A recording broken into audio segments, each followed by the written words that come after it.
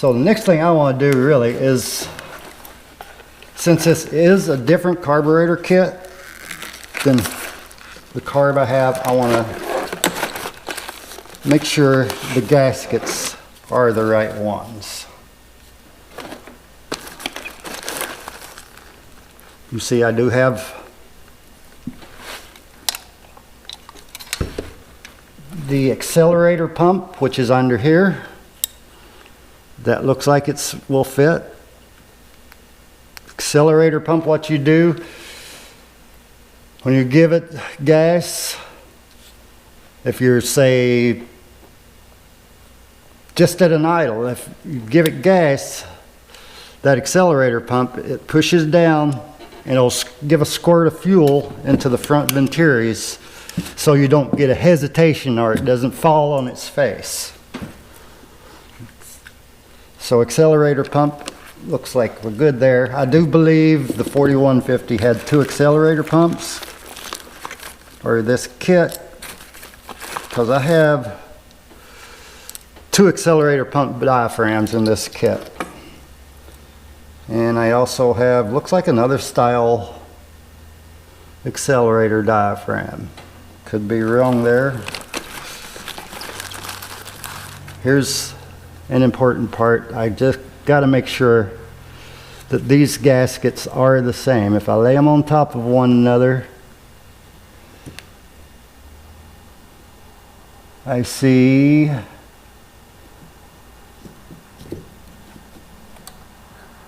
that it is exactly the same. If I put them side by side, I can tell all the holes line up, so this gasket worked for this carburetor. And the other side of the metering valve. So the difference with this kit, I'll have extra gaskets for a metering block that this carburetor doesn't have. Cost a little bit more, but when you can't find the right part, it works. So this kit will work. Oh, and I'll be darned, you have the valve here, and they even give a new Jesus clip. So whatever one I don't use, I do keep those, because if you lose one, it comes in really handy to have extras. I've had them fly off and not have, and that is a pain in the butt.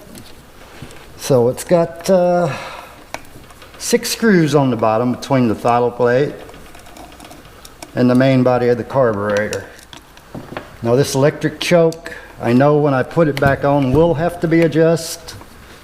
And when we get to that portion, I'll explain how that's done. Because when I went and grabbed this vehicle from where it was stored, had a hard time getting to start because the choke was not closing all the way. I had to manually close it with my fingers, got the engine running, then it was fine. And as we go back together, I'll probably adjust it as it goes back together, which is the easiest time to do it, actually. Okay, there's all my screws. I have 6 screws here. They're going to go in here. And let's see, a little pop. I'm gonna have to pull this Jesus clip from the vacuum pod. I'm not gonna take that vacuum pod apart since I do not have a replacement diaphragm for it. Small screwdriver for that, or a pick. I just want to make sure that don't go flying, because I do not have another one that size.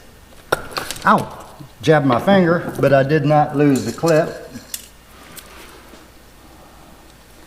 And just pull that pod right there out of the way. And we got some linkage over here. Okay, nothing that stops it from coming apart there. Okay, I'm going to take and just try to pop that like that.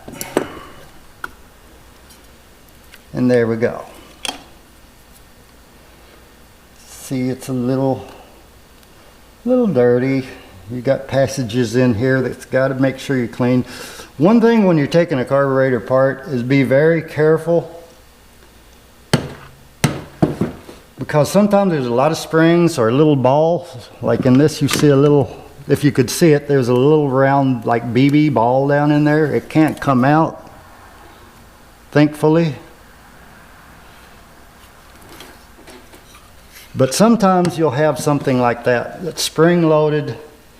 You pull it off and the spring goes flying, and they're small, you can't find it, and it's going to be very difficult to find a replacement.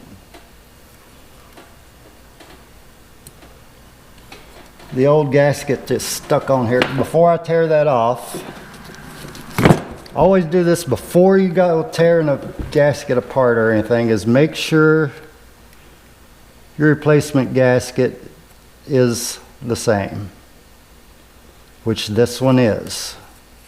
I do see a difference right there. Okay, cannot use that one, so I'm going to set it over here. Luckily this kit has another one.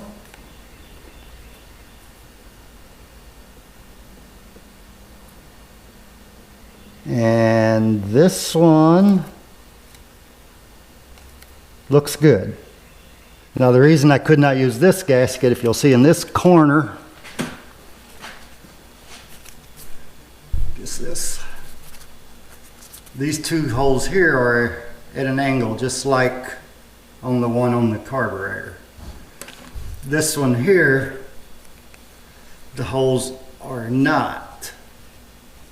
So if I tried to use this gasket on that carburetor, it would cause me problems, because it would cover up a passage that needs to be open there. Looks like a passage for the metering valve on one side and the bowl on the other side. So this old gasket is stuck on there pretty good. That's not unusual at all. I just got to get it off there and clean it up a little bit. See, after an engine sits and crud builds up in it, you get some of these real tiny passages plugged up, and it won't run as well. Today's modern engines without carburetors, they use fuel injection. They just have an electronic valve that opens for enough time to give the amount of fuel you need to squirt in the cylinder directly. That's how fuel injection works. It injects it right into the cylinder for the most part. Some of the old fuel, throttle body injections, still worked like a carburetor where it went down an intake. But modern day vehicles, fuel injection works where it just squirts directly into the cylinder. So you have an injector for each cylinder, where the carburetor, all the air and fuel came through the carburetor down the intake into whichever cylinder has the intake valve opening at the time.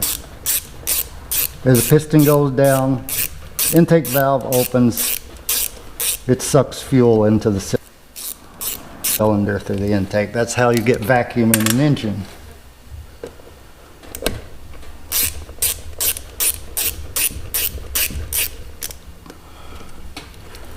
There. So that actually worked. Let's see if I can get this apart now. Get that yeah, there we go. Okay, you see all the little passages in here, and then holes here. So fuel goes through these passages from one hole to another.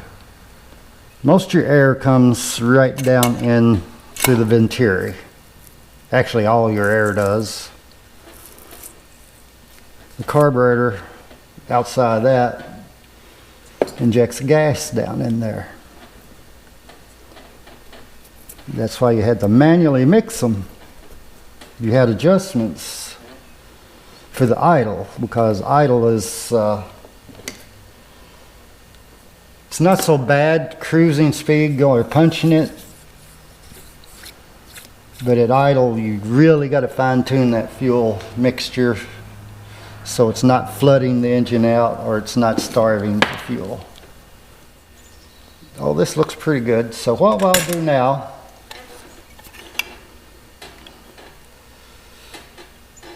I can see all the jets and everything down through there, and the passages are where I can get to them.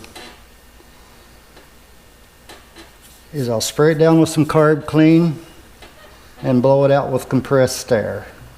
And that's one thing you got to watch for too. When you blow something out with compressed air, if it has a check valve or something in there, you'll blow that out and never see it again, and you might not even realize it was there. This carburetor, that's not really an issue. There are no check valves down in there. Okay, so I've blown out all the passages, cleaned it up. So now I'm ready to start putting things back together. I pulled the needle valve out of the front bowl here, and I just want to match it up, make sure that the new one and the old one are exactly the same.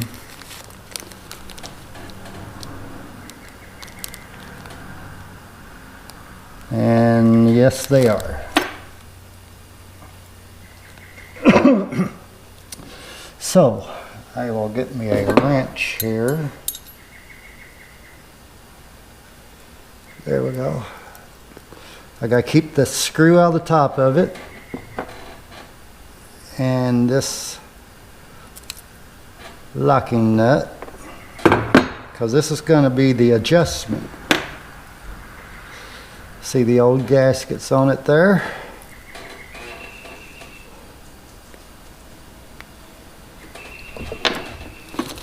Which they're in the bag with it, and the O-ring that's got to be there.